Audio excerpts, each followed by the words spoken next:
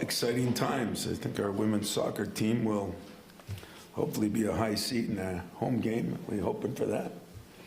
And hockey just comes up a big win. Got to see a little bit of that. And we get to play in the Champions Classic for the 15th straight year. And I think about to up it for another 3. So I look at that as a privilege. But of all the privileges there is in the world, today is a special day, being Veterans Day. And for all the great things I've gotten a chance to do with our veterans over the years, I just, again, want to say thank you to all of them. We got to do a better job. Having a guy on my staff, Doug Wojcik, who is a military guy. I always appreciate the day. Xavier Booker's dad was a Marine, and you just kind of have a feel for those people that have done so much, and we don't give them enough. So somehow, some way, make sure they get their just due. Got 2 games under our belt. I don't know what that did for us. It gave us a chance to look at more lineups, more people. I can't say that the competition, even though I think both teams had some things that'll help us. Niagara really did with 4 men that can shoot the ball and step out on the floor, and I thought we did a poor job the first half and a better job defending it the second half. But there'll be nothing like playing the #1 team in the country. That, too, is a privilege. So the tournament's a privilege because it's one of the most watched nights of basketball of the whole year. But playing a #1 team, as I told my players, I've had a chance to do it a few times. I've been it a few times. And that is a privilege. You can go a lot of years in basketball and never play against the #1 team in the country. So I love the Tournament of Champions Classic. I don't take it for granted. And I'm glad for Michigan State, for our fans, for our alums, for our university, for our players, that we get this opportunity. The test will be great. They have 3 key players. Everybody talks these days about transfers, and rightfully so, I guess. But for them, they got Dickerson inside at 7'2". They've got point guard Harris, I think's been there 5 years for sure, maybe 6. And Dickerson's been around 5 years, as those of us know him here from his days in Ann Arbor. And maybe the biggest key to the whole team is the KJ Adams kid, who is a senior and has just won a ton of games there. Does all the dirty work. He's kind of a Draymond Green. He's kind of a Xavier Tillman. He's kind of in between. Doesn't shoot it very well, just makes plays. One of the kind of a Magic Johnson. He makes some of the best passes of any big man I've seen at 6'7". So it'll be a great test for us to see how we do. Jaden has been more impressive in the last 2 games. We need him to be our leader. Jackson, after, a tough year last year, both from injuries and maybe coming back, starting to fit in his own. I think Jeremy's made great progress. But I also think, Cohen Carr has improved. And I think Booker is slowly coming. We need a little bit more to Frankie right now, who is really good all summer and hasn't played quite as good. And maybe one of the surprise guys has been Jace Richardson, who usually when you get a recruit, they never end up as good as you think they were. Once in a while you get one that's better than the billing. Not that his billing was low, but he's been good offensively, defensively, scoring the ball, averaging more than Daddy did as a freshman, and playing more minutes than his dad did. So that's been encouraging for us too. Harris is the best. The transfers they got, we all know A.J. Storrs. He scored 20 against us when he was at Wisconsin, but the other 2 transfers, Mayo and Griffin, are prolific shooters, especially Mayo. And so they've added something to their team this year that they didn't have last year, and that was some wing shooting. Questions? So I'm wondering, you talked about a lot of these early games in particular of the scouting element of it. How much does that benefit you to have a little maybe idea of how to play against Storr and Dickinson, but then the other component, the other guys that you got to scout with the 2 games enough with a team like that? Well, we also got to scout ourselves and figure out ourselves, but your point is well taken. You know, at least we kind of know some of the things Dickinson does. Storr is a little different since he was a little up and down last year, and he's been to 3 or 4 different places. But, you know, we got film from all those places, and we'll look at it. At least the scouting isn't half as hard as last week's was when there were 13 new guys. But at the same time, the team's a little better. And so, you know, my guys have done a great job. I really, the last 2 practices have been as good as we've had. What does that mean?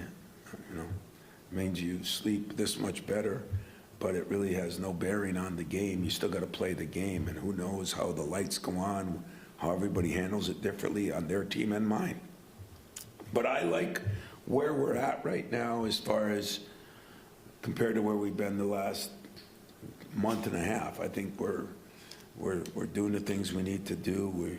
We practice really well. The camaraderie's been great, and hopefully we'll play as well as we practiced. Hey, Tom, moment of reflection. When we think about this type of game, this kind of the lifeblood of the program, even your legacy, and it had me reflecting on names like Mr. March and all those times. But now, lately, with this new landscape, you've been Tom Izzo 2.0. That's just me saying that. Or the Iron Man from Iron Mountain. I like that one. But how do you bring those together now? You know, this past history of knowing these things, and now you're kind of refreshed for this new day in basketball. Can you talk about that, even if you haven't thought about it? What's that like in real time? Well, refresh means probably did what a lot of people wanted me to do, you know, get off committees, forget about maybe the big picture of the game, because you realize that you have no control of that anymore. And that's okay. That's okay. It gives me more time to focus on our guys, and that's why we've done more things as a team. And you know, as far as my legacy goes, I mean, it's all going to be about winning games. I mean, I don't care about anything else. I don't want to put my mark on where the game's going anymore. I realize that that's out of my hands. It's out of our hands, and I'm okay with it. I really am. What I want to do is make sure my program, my players, my university do the things we need to do that make everybody feel good and proud here. And right now, I love my team as far as their chemistry, their camaraderie, and everything else. I really do. I love the fact that we've talked to them a little bit. I spent more time with this team than I even have the last couple. And maybe there's a trip to Europe, maybe it's a trip to the UP, which is the other Europe. And maybe it was just Tiger games, or, you know, going to football games together again. I mean, just trying to do more things. And I think that's going to pay some dividends. But my legacy will be in the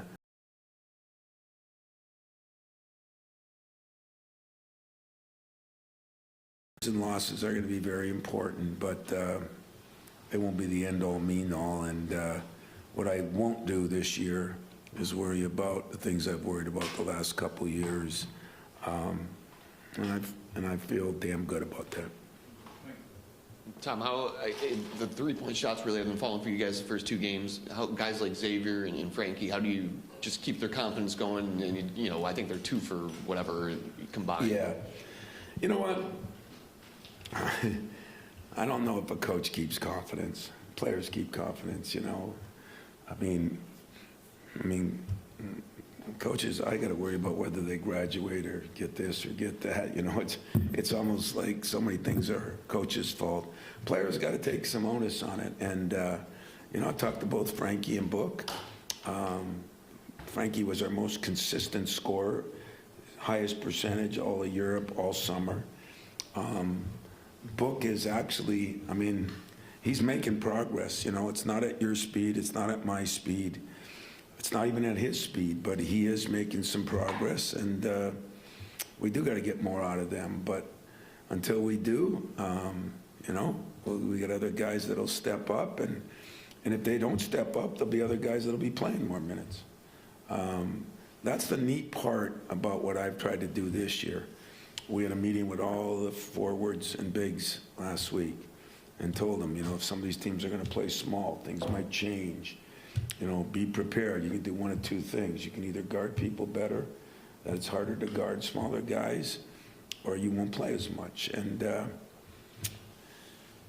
don't know, it's almost refreshing because it's been dealt with up front, and I think some of those guys have taken the challenge, and I think they'll play well. But if you look at all the stats from a lot of these teams, it's always, most of the time, some of the transfers take a little while longer to get acclimated, and Frankie was really good over the summer, but he's struggled a little bit in the first 2 games. And as I watched the scores of all the Big Ten teams that have either taken or guys have left some of those teams to go other places, people have struggled a little bit, and that's all part of getting used to everything. So not panicking over 2 games or 4 games or even 6 games, long year.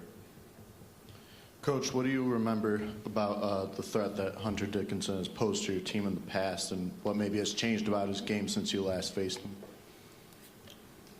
I think he's been pretty consistent.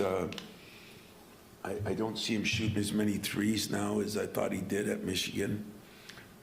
I'll say that, maybe I'll shoot a bunch of them tomorrow, but I just haven't seen that. He's still a threat down low. He hasn't changed much. He's the same old guy, but he's got more experience now. He's a 5th-year guy that has been through the wars and was injured a little bit early in the year. And but I don't think it was anything that kept him out, except maybe gave him a little rest, which is probably good for a big guy. And played 30 minutes the last game. I expect him to play 30 minutes this game. Tom, you mentioned not every team gets to play the #1 team at all. You get to do it 2-3 games into the season, and I'm curious, that rapid acceleration from playing a team like Niagara to playing a team like Kansas, what do you get out of that? What do your players get out of that? Well, they get a lot out of it. It's how they handle it that I don't know. All I can do is tell them from experience, have AT tell them, my assistant, have Thomas Kelly tell them. Those guys have done it themselves, where they've played top teams early on. But it's always an adventure because you don't know how they're going to handle the aura of being there. And it's next to a Final Four, it's a who's who event. And I think we're going to handle it well because we talked about it. But one thing I don't try to do is jump into somebody's mind. I leave that to other people. Got enough problems of my own. So we're going to find out. But I think it's a big advantage, because even if they're not, maybe Kansas gets beat by somebody, us or somebody else, and they end up, they're a top 5 team. I think there's no question, and they deserve to be the 1 team in the country, but they'll remain there all year with the talent they have, and Bill's a hell of a coach and has done a hell of a job over time. So I think this is a good measuring stick, positively or negatively, that we could have. Would you like a couple more games under your belt? Maybe, but why not figure out where you are now? Because we're telling them where we think they are, and until it happens, you don't know if they're really seeing it that way. Wondering about, you mentioned about the transfer element and aspect of it. First with, it's kind of a 2-parter. First with Frankie, what are some of the, I guess, I don't want to say drawbacks, but some of the hurdles that mid-major transfers have to make that step up? And secondly, how much do you bank on his experience playing against Mayo in this game? Because he's obviously had a few games against him. Yeah, well, we talked to him about that. We talked to Saudi about Hunter because he coached him a little bit. Those are all pluses, but once the ball's thrown up, I don't know if they're big advantages. You can just tell our guys. I've already seen on film what Mayo can do, and I already know Hunter. But I think in general, transfers, a lot of them take some time, you know? It's just because it's a new system, new everything, new atmosphere, new players around them. Sometimes it's the players around them that either make them more successful or less successful. So I said all along that this team is going to take, you know, a month to get rolling. I really believe that. But I think a lot of teams are in the same boat. So, you know, I am not worried about that. I just want to make sure that we're doing the things. Like Frankie, I thought, passed up a couple shots in the last game. I don't want him doing that, you know. I don't want Book doing that. Book doesn't pass up any shots. I want him playing a little harder in the other areas. But, no, I think I can't answer the transfer thing. I've had a couple. If we remember, Tyson, you know, wasn't great the first couple of even a month or two, you know, and then got way better second and third year. So I don't know what'll happen as I look at, as I said, a lot of the people that have, if you guys follow that, I think there's been more that have struggled so far in the first 2-3 games that have had succeeded. Well, sometimes when you go cross levels, you get other problems, you know, like why would a guy leave one high major program to go to another? Maybe he's a different kind of kid, you know, maybe there's issues there. I don't know that, but usually guys from a lower program want a chance and deserve a chance, you know. Tyson did, Mayo did, Frankie did. I mean, averaged 20 a game in at those places. But I think sometimes when you transfer big to big, I mean, it can be good, I guess, but I think your expectations are higher on what you think you want, and then I also question, why would you do it? You know, if you're successful one place and you're that good. We had an interesting visitor last week. Magic was here, and he talked to our team, and we're sitting there, and I think it was Spears after. He goes, "Did you talk to him?" I said, "No, he walked in when I walked in." And I said, "Why?" He says, "Well, all the things you guys talk about, he just went over what Pat Riley did." I said, "Winners are winners, brother. Doesn't matter what you're in, business, football, basketball, winners are winners." And he told the kids the same thing we tell the kids. I like him telling it better than I like telling it, personally. But he got done talking. I was fired up. And if they're not, then they're probably, you know, shouldn't be at this level, because he was great. Tom, 13 years ago today, 11/11/11, we were on an aircraft carrier. You got a chance to go back there and then go to the Air Force Base in Germany. Well, what does it say about you, your program at Michigan State University, that you keep getting these chances? And there are other schools, I'm sure Connecticut, Villanova, and teams that have won multiple titles would love to have those opportunities. The guy I've known the longest here, it's my favorite question. It really is. Because I don't think we appreciate it. I'm not sure our alums appreciate it. I'm not sure Michigan State University appreciate it. It is a privilege. I mean, we all know that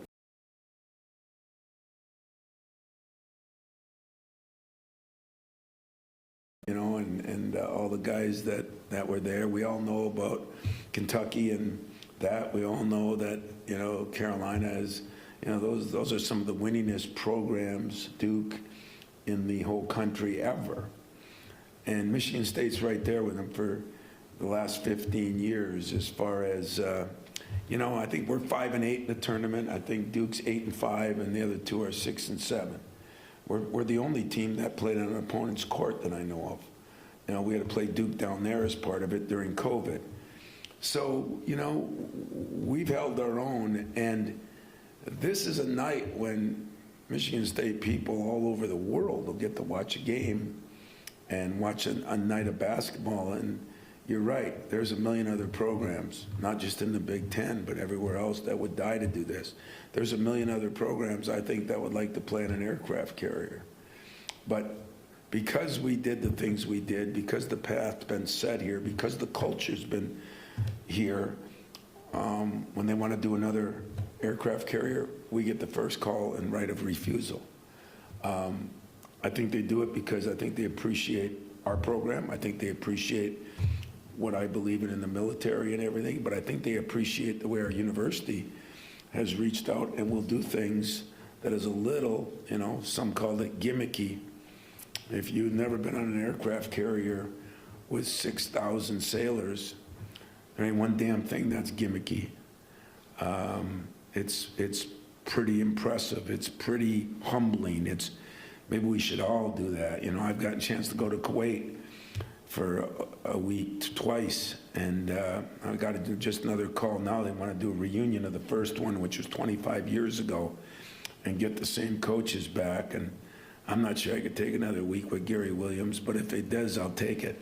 But that is a privilege. That is an advantage of having a program that people respect. I mean, that we're going to show up. So I take that as a huge advantage. I take it as a huge privilege. I take it as a huge enjoyment. I mean, those are memory makers like no memory makers. I mean, there's a lot of Final Fours. You might not get in all of them, but there aren't many aircraft carrier games. There's not many chances to go to Europe and play. There's not many chances. Pearl Harbor, the 75-year reunion. Who was the first call? It was Michigan State. And we jumped on that in a year where I was already going to the Bahamas, and I think I was going overseas. I mean, it was tough travel for us. And didn't change because I believe all those things make you stronger. I think they put you in a better light. And I think it gives a little humility to your players. In this day and age, they need humility. They need accountability. They need to see what happens on a ship when somebody doesn't do things right. Oh my God, those are awesome opportunities, and I'll take as many as I can get, man. If they can put a damn ship up in the UP in the middle of winter, and I'll plan that damn thing if it's to honor our military and to get those opportunities. Tom, obviously feel free to disagree, but it feels like... I disagree. Okay, all right, got it. Jeremy, it seems like he's got some traits at that position that you've been wanting for a while, I would say. It seems like maybe he's the most, you and him might be sort of the most of like mind in terms of just the edge, the competition, not even skill things, but just mentality, what he brings to that spot. I guess, would you agree with that? And where, if that alignment is there, what sort of fruit do you hope that can yield with more time as him running the team? Yeah, there's truth to that. You know, back in the day, it was Mateen, and there was always arguments, you know, and it's kind of good to have those. And Jeremy, you know, we have those too sometimes. Kalen, we had those, you know. Cash was the outlier. You know, I wanted to argue, and he was just too nice a guy, but he was a hell of a player. But I do see some of those qualities in him. He's got 16 assists, 3 turnovers, and he is shooting the ball better. He just knows right now that might not be what we need. If we were shooting the ball at all, he'd have 25 assists and 3 turnovers, and he'd be probably leading the nation.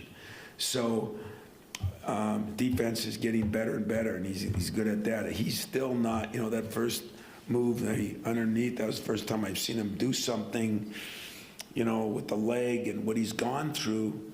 It's just taken a little while to come back, too. I mean, he's still not. He was dunking at ease when he first got here, and that's still not all the way back, but it is progressing, and he's got the mentality, and he's got the toughness, and he's got a little orneriness to him, and winning is important to him. I mean, when Irvin was talking, there was one guy that was like that, and that was Jeremy. You know, he has an appreciation, and winning is important to him. He'll have, you know, it's going to be interesting because he's going to play against one of the best point guards in the country in Harris. And how he handles that, you know, and there'll be some frustration. Maybe he can't do quite what he wants to do yet. And I talk to him every day about handling the frustrations, too, until we get where we need to get. But, yeah, I'd say, unfortunately, I got to agree with you. Anytime. Anybody else? Well, I hope that our soccer team gets the right bid, and I hope that our people get out, in the next couple of weeks, support this football team. I still got a feeling we're going to be bowl-bound. We're going to win a couple games here and get Jonathan off to the right start. So with hockey doing as well as he did, it's my turn to try to keep up with the Joneses. So I'm going to try to do that tomorrow night. Thanks.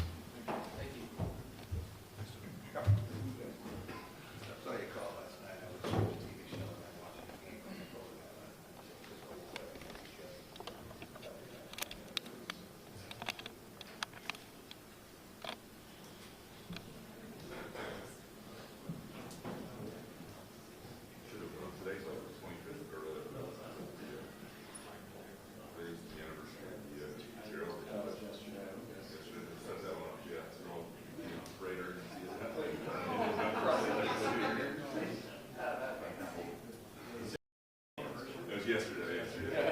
That'd be a fun anniversary tomorrow. Yeah. It's next week, yeah. The Edmund Fitzgerald class. No, this is 50. No, yes, next year's 50, 75, right? They got people with buckets trying to get the wind just kind of takes it off. In fact, don't play at Anchorage, play it at sea. There was on a ferry from Dublin area. West Coast of Ireland to the Aran Islands. That's pretty rough. Well, if you want to see 100 people throwing up in cold plastic bags, you heave across the sea. That would be pouring rain. There you go. That was one of those. Do not look away. They're not going to let you look.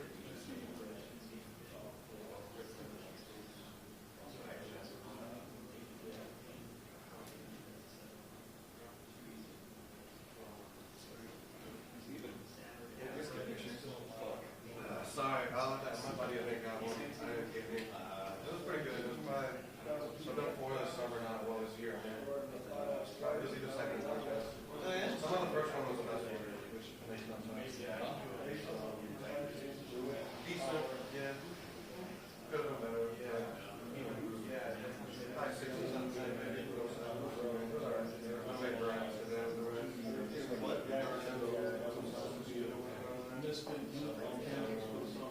Yeah, it wasn't.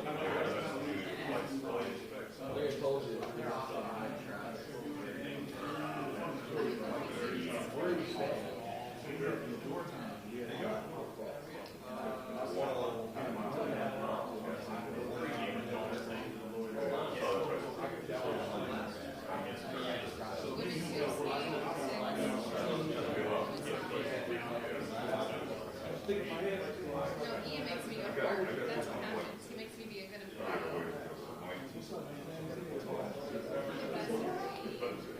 It's his birthday week, so I have to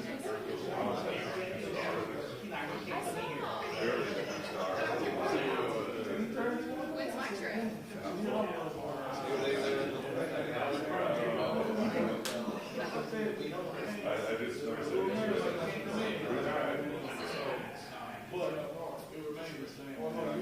Football team,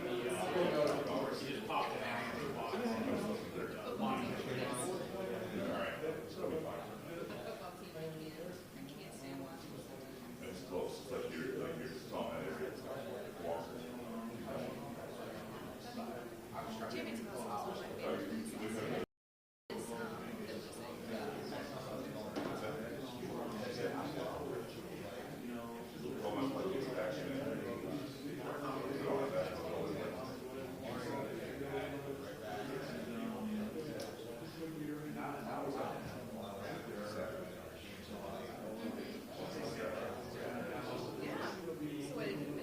So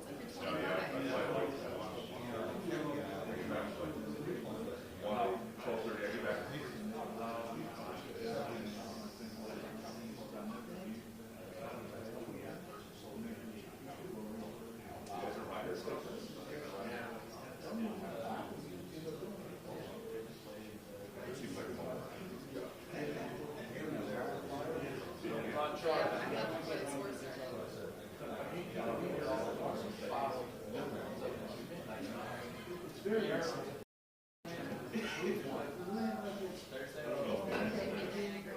It's like the 25. Though I was a little nervous at first when I hit those 3 threes back to back to back. I'll not change. Yeah, I might have to leave. But no, I think it's well. I think their fourth line. I went on a tangent yesterday in Sports Archive. The fourth line I think has really impressed with 2 freshmen, sophomore. Shane Hansaki went great.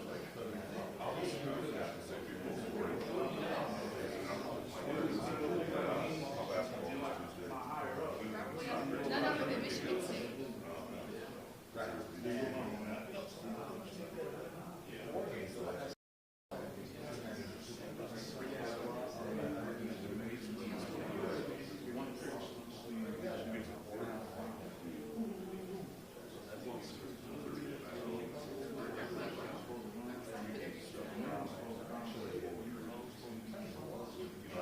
Fast games, more rounds. I mean, it's kind of exciting.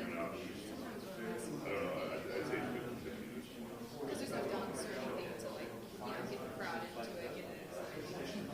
I think Barron is a way better than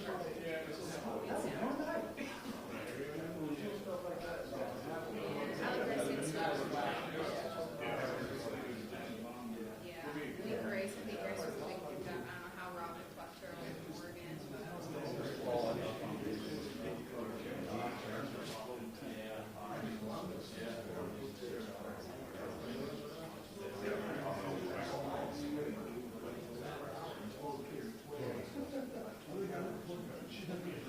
Oh, my. Yes, he did. Why would you say that?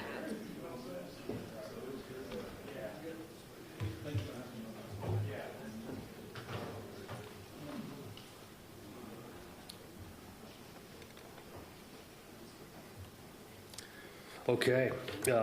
Well, coming off a bye week, headed to play a good opponent. On the Illinois side, I really like and respect Brett Bielema and what he's done there and at some of the previous institutions. I really respect him in the way he does a lot for college football, being on committees, voice, advocating for the game.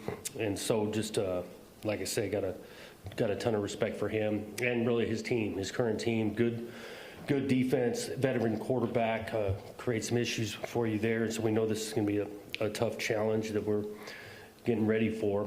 We practiced yesterday, full go, full pads, and I thought it was really spirited, good practice. And then we're into our normal game week prep starting again tomorrow, getting ready for this one. Excited about these, really, the opportunity this month. We got 3 in front of us, totally focused on Illinois here, and I know our guys are excited about what we got to play for.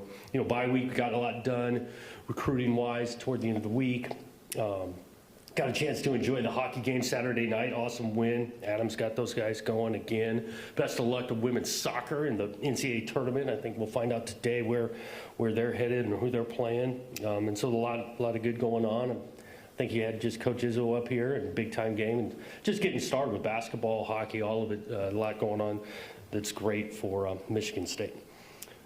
With that, questions?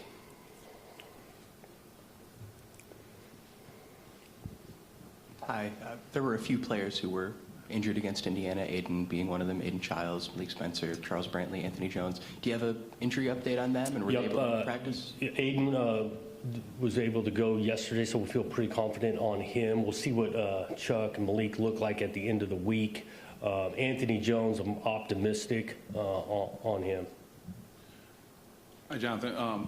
Talk about the elephant in the room, being eligible for a bowl. Talk about the symbolism behind that, and can you say that will equate to a successful season? And if not, what does that mean? Yeah, well, obviously it's in front of us, and we want to achieve that. You want to win more than you lose, and so yeah, we're fighting this in particular week, preparing to get a win, and you only can win one at a time, and so that's why we got a lot to play for these last 3 games, and I know our guys understand it's not easy to win, but we have an opportunity in front of us to win more than we lose on the entirety of this season.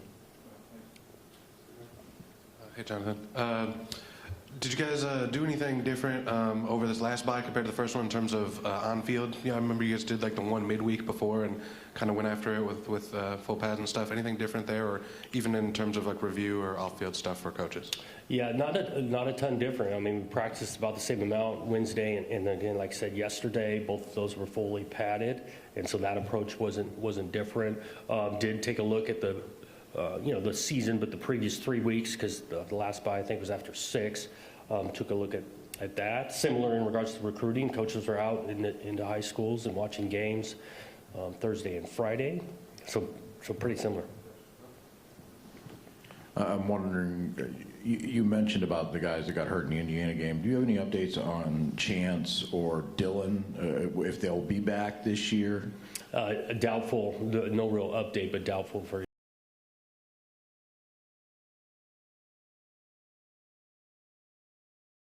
kind of impacted some of the things you wanted to do. Obviously, you've had a few guys here or there, and maybe what you've seen in some of the younger guys look like Denson and Brinson both kind of got some run. Yeah, we like kind of where, Denson, Brinson, even Jalen Thompson. I'm thinking a lot about the quality reps they've gotten in practice because of, like you mentioned, some of those guys being down. And I'm not the only one standing up here. I think about coaches across the country are dealing with maybe a particular position group, and this is a physical game, long season, and so not, it's not woe is me. We feel bad for those individual players that have missed some time or missed the season, but there's some bright side of it, like you mentioned, some of the opportunity for the younger player. You get to a bowl game with everything kind of reset again, maybe get those guys. You mean like if you could just get more time for them to get back? Yeah. Are you talking about Dylan and? Yeah, particularly Dylan. I'd have to ask that question. A lot of our conversations have been really focused on the regular season. Jonathan, after the Indiana loss, I guess where is your team's confidence during the bye week and just the ability, like you said, you got 3 more opportunities in front of you, and just coming off a loss like that, where you see your guys at? Yeah, I think that, like, again, their approach, they understand we got a lot to play for this month, and so I think they're excited about that. Have felt and really great, really pleased with the preparation, the work at practice from August on, and I continue to see it out there. Like I mentioned yesterday, was good, and we know we got to improve in some areas and do some things better in the games, and we're working to do that. Coach, both bye weeks came off of consecutive losses. You just talked about the approach your team had, and you were proud of that. What were some of the differences you saw with this bye week? I don't know about specific differences. I think these guys, again, handled the knowing that there's some things to work on. We showed them some tape on stuff from the previous 3 weeks to emphasize. Did mention, too, of getting away from it a little bit on Thursday and Friday. I know a few of them traveled, whether they were emphasis on school, right, getting close to the end of the semester. So I don't think there was dramatic differences from the previous bye week to this one. Jonathan, to your right. One of the things you talked about before the season was wanting to play your best football in November, right? But you do, there are realities of being very young in the secondary and getting beat up. And I'm wondering how how those two things work in concert, and how you judge a team in November when it's maybe not entirely the same team as it was in September. It's still a little bit of an approach. If we're going to be focused on a weekly process of, going through the week, preparing to play as well as we can on that particular Saturday. Well, the reality is November's toward the end of the season, so you've gone through that weekly process of kind of always trying to play your best on that particular Saturday. That is compounded over into November. Now we've gone through, call it 10 of them, those processes. And it's not just particular to the team of exact whatever production or stats. Each individual, if they've continued to work, start to finish, we're closer to the finish, they should be playing their best ball. And then you mentioned, well, okay, we're going to have some younger guys potentially out there.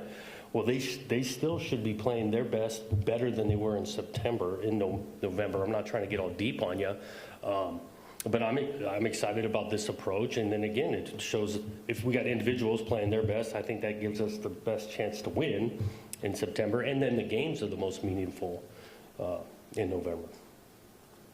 Hi, Jonathan. Excuse me. Hi, Jonathan, in the middle right here. I'm curious, this is one of those rare games where both teams are coming off the bye week. There's a little bit of, I don't want to say an element of surprise, but there's some unknowns there. And I'm curious how, as a coach, you prepare for that when both teams are coming in recovered, refreshed, recharged? I think we're aware because, they're coming off a bye. We are. It gives you a little bit more time to plan, maybe implement a new scheme or two. And so we're aware of that potential. What we prepare for is what we see on tape. We're not going to totally chase ghosts that they potentially could do this or that. You prepare for what they've got on tape and recognize that you might see a new wrinkle or two because they've had a little bit more time. I'm drawing a blank here, Jonathan. I apologize. I don't know. I just lost it. Oh, good. I'll jump in while you think of it. I've been there. You're going into the home stretch now. Do you address with your team how important this is now to finish strong? I know it's one game at a time, but finishing strong will ultimately be the judgment day of this team. Do you address that at all here going in? Well, we talk about wanting to be a program known for finishing, and then also reminding them that their approach it all of a sudden doesn't dramatically change. It's just recognizing the work they put in. A lot of them mid-season healthy, right? We're not feeling great to continue to push to finish. And I go back to the preparation it takes during the week to have your best performance. And so we're really emphasizing practice, the importance of that. Also, they're handling a lot with school, with some, you want to finish well, and the buzz and excitement about that. And there's some wear and tear. And so just managing all of that to make sure they're still excited about getting out there and going, and I think they are. Have you enjoyed being around this team? Do you like their approach every day, so to speak? I have. I've enjoyed these guys, how handling things, going through tough losses, tough wins, watching them stick together, how they've bonded as a team through this year. I've really enjoyed coaching them. All right, I'm back. I apologize there. My hands were writing one thing, my brain was going through another thing. I apologize. When we saw you guys come off a bye earlier in the season and show some improvement, some steps in the next game out. Is there a couple areas you guys are looking at that feel like attainable within these last three that, hey, there's some ground we can make up here and it's doable within this sort of time slot? Right. There's some areas I think about us offensively, trying to find some more consistency to finish, and we have not done it consistently this year. That's an opportunity in these 3 games to play better and really just score a little bit more. I think that'll help us. So that's an opportunity, and emphasizing that in this bye. I think in all 3 phases, right? We got some things to tighten up on the special teams end from our last performance, and that was an emphasis this week that we definitely want to perform better on special teams than we did last time out. Try not to have a false start here. Jonathan, field goals, but still no touchdowns on the opening possession of a game and no sacks since October 22nd. What did you see her do during the bye week that might change that? Well, yeah, we didn't make a huge emphasis on just the opening possession, but we do want to start with some scores and all that. We've had some success moving it, right? And so I think that's not just particular to the first possession, emphasizing on being able to finish. And again, these guys want to, these coaches we want to, and so we got to keep on, keep working at it, but also recognize not trying to put an added amount of pressure on ourselves at the same time. If you can move the ball between the 20s, having some confidence, then now we just got to go another 20 yards to try to put it in simple terms. What about the sacks? Yeah, again, I don't think we point blank said in the opening drive, I took the question. But no, we did emphasize, because we want to get to, affect the passer, emphasize a little bit on the fundamentals of four-man pass rush, besides just feeling like the only way we can get there is blitzing. Coach, with the redshirt rule, you can use 4 games and they still retain that. With 3 games left in the regular season, do you plan on using some of those younger guys a little bit more here? Particular plan, if they've earned it, and where we're at on the depth chart, we kind of mentioned the secondary earlier. Those guys, we want to be strategic. We've got a few guys that have maybe played in 2 or 3 games, and so finding where the sweet spot is for them, whether it's in one of these 3 or 2 of these 3. But again, it goes back to earning it and doing best for them at the same time, not going past 4 games, because we've got a few guys like that you want to be able to save their year. Real quick, Jerron, is it somebody you think might be able to play this weekend? Glover? Yeah. Yeah, we'll see how he looks at the end of the week. He got a little bit of limited time yesterday. And then obviously the turnovers. How have you seen Aiden use this bye week maybe to try and, it's just... I know. Just to continue to tighten the detail. I do think some of these turnovers are 11-man football, but that has been a spot that has not obviously helped us in opportune times. And we're playing another good defense this week that we're going to need to be really good with the football.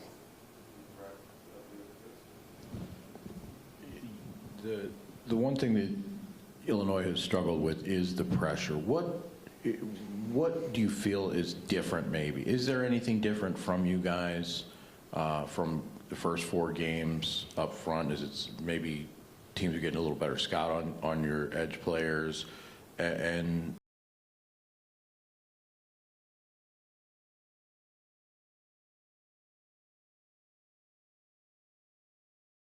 pressure.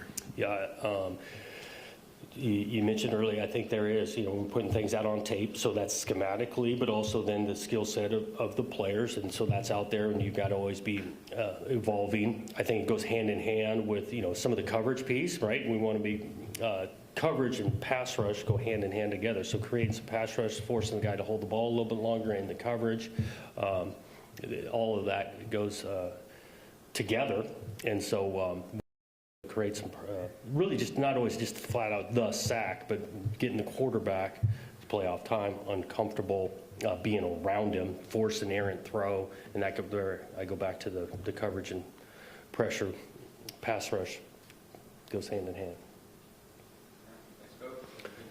Thanks, guys.